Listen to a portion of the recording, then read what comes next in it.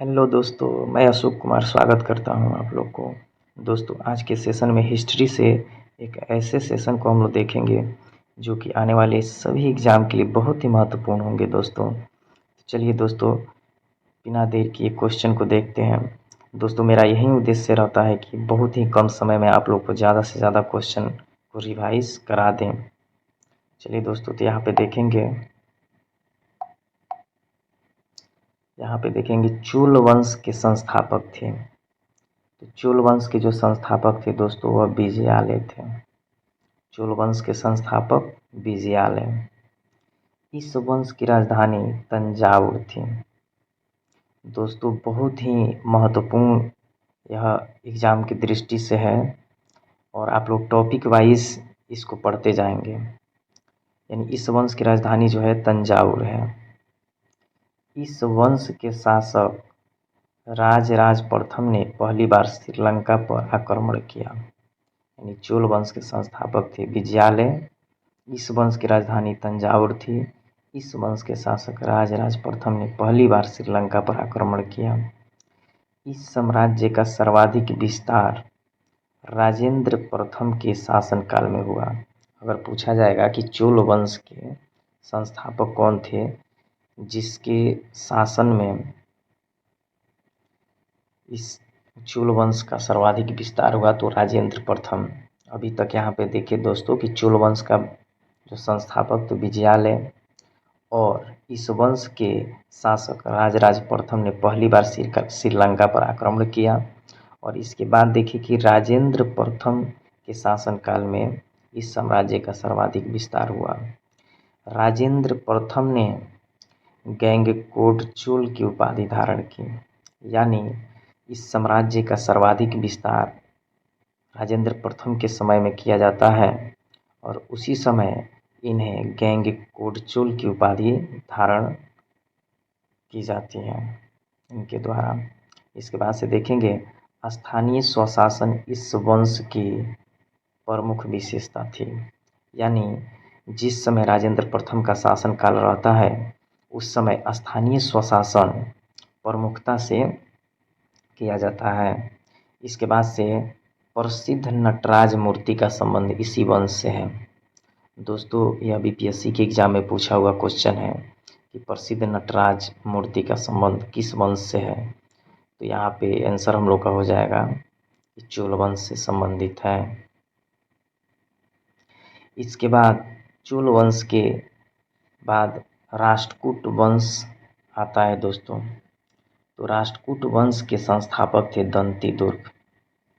राष्ट्रकूट वंश के संस्थापक थे दंती दुर्ग और इस वंश की राजधानी मान्यखेट थी।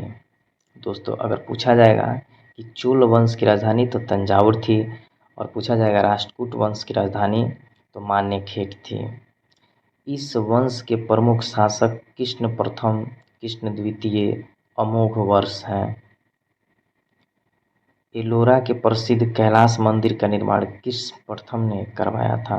दोस्तों, यह भी एग्जाम में पूछा हुआ क्वेश्चन है कि एलोरा के प्रसिद्ध कैलाश मंदिर का निर्माण किसने कराया, तो कृष्ण प्रथम ने करवाया था। इसके बाद से देखेंगे त्रिपक्षीय संघर्ष में इस वंश के शासक ध्रुव ने कन्नौज पर अधिकार करने हेतु पाल वंश तथा प्रतिहार वंश के शासकों को पराजित किया। दोस्तों, त्रिपक्षीय संघर्ष में इस वंश के शासक ध्रुव ने कन्नौज पर अधिकार करने के लिए पाल वंश और प्रतिहार वंश के शासकों को यहाँ पराजित किया। यानी राष्ट्रकूट वंश का जो शासक ध्रुव हुआ वह कन्नौज पर अधिकार करने हेतु पाल वंश और प्रतिहार वंश के शासकों को पराजित किया। इसके बाद से देखेंगे प्रसिद्ध कन्नड़ पुस्तक कविराज मार्ग की रचना अमोघ वर्ष ने की। यानी प्रसिद्ध कन्नड़ पुस्तक जो कविराज मार्ग है उसकी रचना अमोघ वर्ष के द्वारा की जाती है।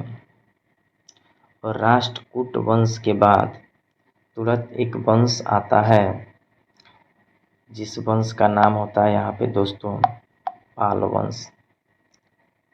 यानी राष्ट्रकूट वंश के बाद पाल वंश आता है जिसकी स्थापना गोपाल के द्वारा की जाती है। और इस वंश की राजधानी मुंगेर थी। दोस्तों यह परीक्षा की दृष्टि से और भी महत्वपूर्ण हो जाता है क्योंकि यह बिहार से रिलेटेड है।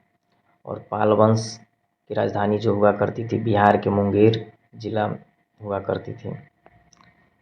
प्रसिद्ध उदंतपुरी विश्वविद्यालय की स्थापना गोपाल ने की थी। यानी यहाँ पे पूछा जाएगा दोस्तों एग्जाम की दृष्टि से यह क्वेश्चन बहुत ही महत्वपूर्ण हो जाता है कि प्रसिद्ध उदंतपुरी विश्वविद्यालय की स्थापना तो गोपाल के द्वारा। अगर वही बात पूछा जाता है कि नालंदा विश्वविद्यालय की स्थापना किसने की तो कुमारगुप्त के द्वारा की जाती है। इस वंश के शासक देवपाल ने उदंतपुरी में बौद्ध मठ का निर्माण करवाया। यानी पाल वंश के ही शासक एक हुए देवपाल। देवपाल ने जावा के शैलेंद्र वंशीय शासक बालपुत्र देव के अनुरोध पर नालंदा में बिहार के निर्माण हेतु 5 गांव दान में दिए थे। इसके बाद से देखेंगे कि गीत गोविंद के लेखक जयदेव पूछा जाएगा किसके दरबार में रहते थे तो लक्ष्मण सेन के दरबार में रहते थे। इसके बाद से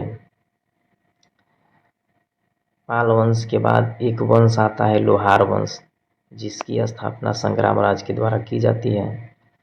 और यहाँ पे प्रसिद्ध राज तरंगिणी की रचना तो कलहड़ द्वारा की जाती है। ये बहुत ही महत्वपूर्ण क्वेश्चन है दोस्तों कि प्रसिद्ध राज तरंगिणी की रचना कलहड़ के द्वारा की जाती है। दोस्तों आई होप कि मेरा वीडियो अच्छा लग रहा होगा। दोस्तों वीडियो अच्छा लगे तो ज़्यादा से ज़्यादा शेयर करें और मेरे चैनल को सब्सक्राइब नहीं किया है तो मेरे चैनल को सब्सक्राइब कर लें ताकि मैं जब भी नेक्स्ट में वीडियो बनाऊं तो उसका नोटिफिकेशन आप लोग को मिलता रहे। चलिए नेक्स्ट में क्वेश्चन देखेंगे। इसके बाद से गजनी साम्राज्य के संस्थापक के बारे में देखेंगे। गजनी साम्राज्य के संस्थापक अल्पतगीन। यानी गजनी साम्राज्य के संस्थापक कौन थे पूछा जाएगा तो अल्पतगीन। और यही पूछा जाएगा कि महमूद गजनी सुल्तान की उपाधि धारण करने वाला पहला शासक था। यानी पूछा जाएगा कि महमूद गजनी कौन था तो सुल्तान की उपाधि धारण करने वाला पहला शासक था। महमूद गजनी के दरबार में अलबरूनी, फिरदौसी, फारूकी एवं उतबी रहते थे। यहाँ देखेंगे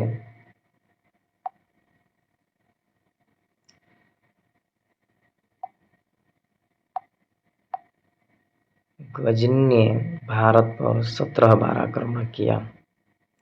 दोस्तों अगर क्वेश्चन पूछा जाएगा आप लोग से कि गजनी ने भारत पर कितने बार आक्रमण किया तो 17 बार आक्रमण किया। इसके बाद से देखेंगे इसने पहला आक्रमण 1000 ईस्वी में तथा अंतिम आक्रमण 1027 ईस्वी में किया।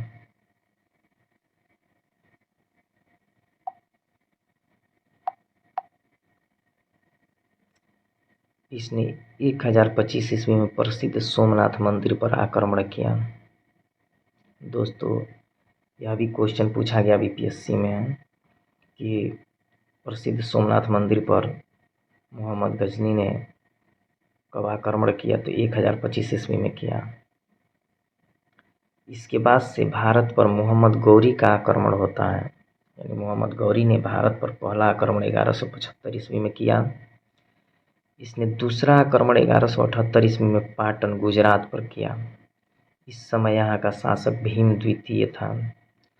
दोस्तों पूछा जाएगा कि पाटन का जो शासक था वह कौन था तो भीम द्वितीय था। यानी 1178 ईस्वी में मोहम्मद गौरी का जब आक्रमण होता है उस समय वहाँ का शासक भीम द्वितीय था। इसके बाद से देखेंगे दोस्तों प्रमुख युद्ध वर्ष और उसके परिणाम। तराइन का प्रथम युद्ध जो है 1191 ईस्वी में होता है गौरी और पृथ्वीराज चौहान के बीच जिसमें चौहान विजयी होता है। और तराइन का द्वितीय युद्ध 1192 में होता है गौरी और पृथ्वीराज चौहान के बीच जिसमें गौरी विजयी होता है। और इसके बाद से चंदावर का युद्ध होता है 1194 ईस्वी में गौरी एवं जयचंद के बीच जिसमें गौरी विजय होता है। दोस्तों इस तरह से मोहम्मद गौरी के द्वारा 3 बार युद्ध लड़ा जाता है। तराइन का प्रथम युद्ध, तराइन का द्वितीय युद्ध और चंदावर का युद्ध, जिसमें 2 बार गौरी विजय होता है। यानी गौरी और पृथ्वीराज चौहान के बीच द्वितीय जो युद्ध होता है उसमें विजयी होता है, और चंदावर का जो युद्ध होता है उसमें विजयी होता है। दोस्तों कुछ महत्वपूर्ण टॉपिक यहाँ से भी देख लेते हैं। अभिलेख शासक, हाथी गुफा अभिलेख अगर पूछा जाएगा तो कलिंग नरेश खारवेल, इसका संबंध इससे है। पूछा जाएगा जूनागढ़ अभिलेख तो रुद्रदामन से, ऐहोल अभिलेख तो पुलकेशिन द्वितीय से। क्योंकि दोस्तों कभी कभी एग्जाम में अभिलेख दे दिए जाते हैं और शासक का ऑप्शन दिया रहता है, 4 ऑप्शन, जिसमें से कौन शासक के द्वारा इस अभिलेख का निर्माण कराया गया। तो अब ऐहोल अभिलेख जो है पुलकेशिन द्वितीय के द्वारा, मंदसौर अभिलेख तो नरेश यशोवर्मन के द्वारा, और नासिक अभिलेख तो गौतमी बलश्री के द्वारा, और भीतरी अभिलेख तो स्कंदगुप्त के द्वारा। यानी हाथी गुफा अभिलेख तो कलिंग नरेश खारवेल, जूनागढ़ अभिलेख तो रुद्रदामन, ऐहोल अभिलेख तो पुलकेशिन द्वितीय, मंदसौर अभिलेख तो नरेश यशोवर्मन, और नासिक अभिलेख तो गौतमी बलश्री, और भीतरी अभिलेख तो स्कंदगुप्त के द्वारा कराया जाता है। दोस्तों अगर आप लोग को मालूम हो तो बताइएगा, बीड़ा बजाने में कौन सा शासक था गुप्त वंश का जो प्रसिद्ध था? कमेंट बॉक्स में इसका आंसर जरूर दें दोस्तों।